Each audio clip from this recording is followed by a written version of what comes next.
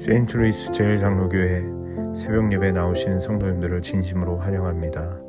오늘도 찬양과 말씀을 통하여 또 기도를 통하여 하나님께서 우리에게 주시는 말씀을 사모하며 나아가는 시간이 되기를 소망합니다. 스루야의 아들 요압이 왕의 마음이 압살롬에게로 향하는 줄 알고 드고아의 사람을 보내 거기서 지혜로운 여인 하나를 데려다가 그에게 이르되, 청하건대 너는 상주가 된 것처럼 상복을 입고 기름을 바르지 말고 죽은 사람을 위하여 오래 슬퍼하는 여인같이 하고 왕께 들어가서 그에게 이러이러하게 말하라 하고 요압이 그의 입에 할 말을 넣어주니라. 드고아 여인이 왕께 아를 때 얼굴을 땅에 대고 엎드려 이르되, 왕이여 도우소서. 무슨 일이냐? 나는 진정으로 과부니이다. 남편은 죽고 이 여종에게 아들 둘이 있더니 그들이 들에서 싸우나 그들을 말리는 사람이 아무도 없으므로 한 아이가 다른 아이를 쳐 죽인지라. 굿모닝, 수요일 아침입니다. 사랑하는 조은세 가족들에게 오늘은 어떤 날인가요? 사춘기에 접어들면 부모의 말보다 친구들의 말을 더 신뢰하고 따르게 되는데요. 철이 들면서 날 정말 사랑하는 부모의 말이 그립게 되죠. 여러분을 정말 사랑하는 예수 그리스도의 음성을 듣는 이 아침 되시기를 축복해 드립니다. 바둑에서 훈수를 두는 것을 잘해야만 두는 게 아니고요. 삼자로 옆에 떨어져 지켜보다 보면 보이게 되는 게 있는 것 같습니다. 마치 교육을 잘 받은 교사가 그의 자녀들을 어떻게 다루어야 될지 모르는 것처럼 당사자의 일은 참 본인이 해결하기가 어려운 것 같습니다. 다윗도 그랬던 것 같아요. 다른 사람들의 문제는 자신의 지혜와 명철을 가지고 잘 해결해 주지만 정작 가정 안에서 어떻게 다루어야 될지를 모르는 모습을 봅니다. 첫째 암논을 죽인 셋째 압살롬을 3년이나 방치해 두고 흘려보내고 있었던 것이죠. 그런데 다윗의 마음에는 압살롬을 향한 따뜻한 마음이 있었어요. 그것을 옆에서 지켜보던 요압 장군이 훈수를 직접적으로 왕에게 둘 수는 없지만 해결책을 제시해 주는 것을 봅니다. 먼저 알게 되는 것은 압살롬과 다윗과 비교해 보았을 때 당연히 하나님을 사랑하는 자, 또 용맹한 자, 또 상황을 객관화하며 헤쳐나온 경력들을 보면 다윗을 따라갈 수 없다라는 생각을 해보게 돼요.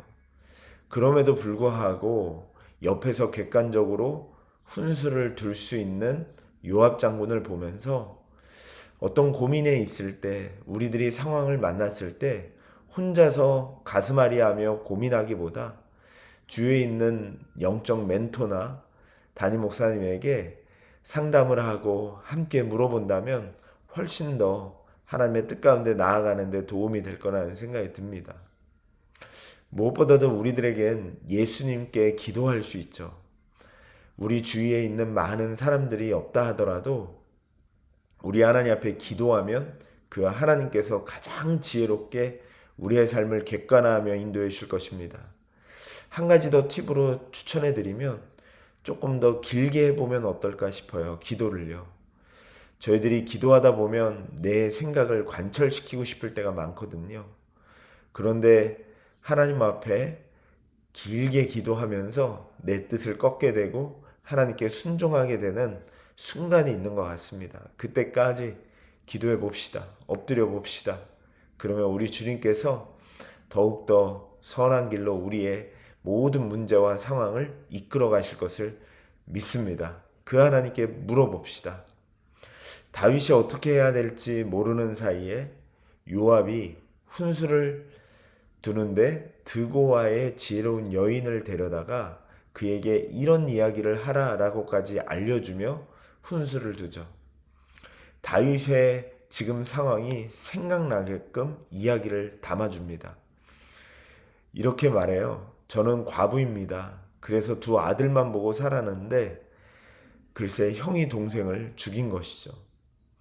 그러자 생명은 생명으로 갚아야 되잖아요. 피는 피로 갚아야 되기에 반드시 그 형은 돌로 쳐 죽임을 당해야 했습니다. 그래서 형제들, 친족들이 다 와서 동생을 죽인 그 형을 끊어내라는 거예요. 그래서 당장 죽여야겠다는 것입니다. 그런데 우리 성도님들 과부의 입장에서 생각해 보십시오. 남편도 없습니다. 이제 그 동생도 없습니다. 남은 건 이 큰아들 뿐인데 이 아들을 죽인다는 건 말이 안 되는 거죠. 상속자도 없고 이제 남편의 씨를 이어갈 수 있는 남자 아이도 없게 되는 것이죠. 그렇기 때문에 다윗은 단번에 결정을 내릴 수 있었습니다. 그 아이를 내가 살리도록 명령을 내리겠다라고 하면서 즉각적으로 명령을 내리죠. 그 친족들은 율법의 옳고 그름만을 생각했던 것 같습니다. 그러나 우리가 생각해 보면 율법은 사람을 살리기 위한 목적이죠. 사람을 죽이고 깎아내고 내리는 게 아니라 어떻게 하면 세워줄 수 있을까, 잘 살아갈 수 있을까라는 것이죠. 그런 면으로 볼 때 다윗은 율법을 어긴 것이 아니고요. 율법의 정신을 살려 지혜로운 판단을 했다고 할 수 있습니다. 그래서 그 여인에게 그 큰아들을 살려주겠다라고 이야기한 것이죠. 그런 것을 보면 먼저 받을 수 있는 교훈은 하나님께서는 우리들의 서로 살아나고 회복되고 일어나는 것을 목적으로 한다고 합니다. 사람은 미워하지 말고 죄만 미워하라는 말이 있죠. 우리들에게도 여러 가지 주위에 일어나는 일들 속에서 사람을 보이는 대로 판단하기보다 어떻게 하면 저 사람을 살릴 수 있을까? 회복할 수 있을까? 고민하며 나아갈 수 있는 저희가 되기를 바랍니다. 우리가 가는 곳마다 사람이 살아나길 원하고요. 아무리 그 사람이 세리라 할지라도 상기라 할지라도 그들을 구원하며 회개케 하며 하나님 앞에 세우는 품어줄 수 있는 믿음의 걸음들, 그런 판단들이 우리 안에 있기를 소망해 봅니다. 이 과부의 내용을 들을 때 다윗은 자신의 내용과 닮았다라는 생각을 했을 것 같아요. 마치 암논을 죽인 압살롬까지 죽으면 누가 씨를 이어갈 수 있을까라는 생각도 들 수 있었을 것이고요. 둘 다 잃어버리는 것보다는 남아있는 압살롬을 살려서 품어야겠다라는 것을 간접적으로 생각할 수 있게 되었다라는 생각이 듭니다. 그러나 과부의 이야기는 한 번에 선택하고 돌아볼 수 있었지만 자기 가정의 문제는 한 번에 그것이 품어지지 않고 객관적으로 어떻게 해야 될지 생각할 수 없었던 것 같습니다. 3년이 지났네요. 사랑하는 성도님들, 그러므로 지혜가 있고 총명하고 학벌이 좋아도 자기 문제는 또 다른 것 같아요. 그래서 묻기를 주저하지 맙시다. 영적 리더들에게, 또 멘토들에게, 또 목사님에게 물어보십시오. 뿐만 아니라 무엇보다도 하나님 앞에 묻기를 주저하지 맙시다. 기도합시다. 조그만한 것 하나라도 하나님 앞에 엎드려 간구합시다. 하나님을 붙들고 멘토로 삼으면 가장 지혜로운 자가 되고, 아무런 문제가 없어도 하나님을 붙들지 않는 자는 가장 어리석은 삶을 살게 될 것입니다. 그러므로 하나님께 묻는 하루 되시기를 바랍니다. 있는 자리에서 기도하는 자 되길 원하고요. 그리고 아무리 연약한 자라 할지라도 우리가 사람을 살리는 쪽으로 우리가 사람들을 바라보며 함께 세워나가는 우리 교회 모든 성도님들 될 수 있기를 주님의 이름으로 축복해 드립니다.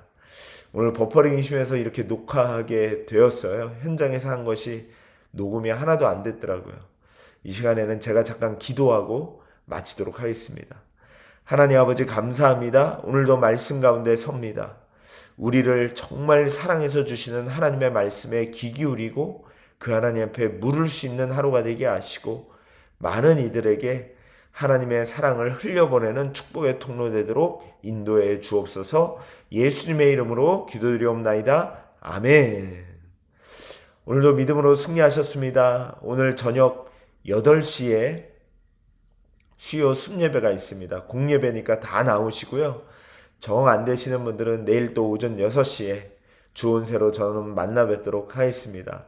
그럼 오늘도 주 안에서 승리하시고 사랑하고 축복합니다.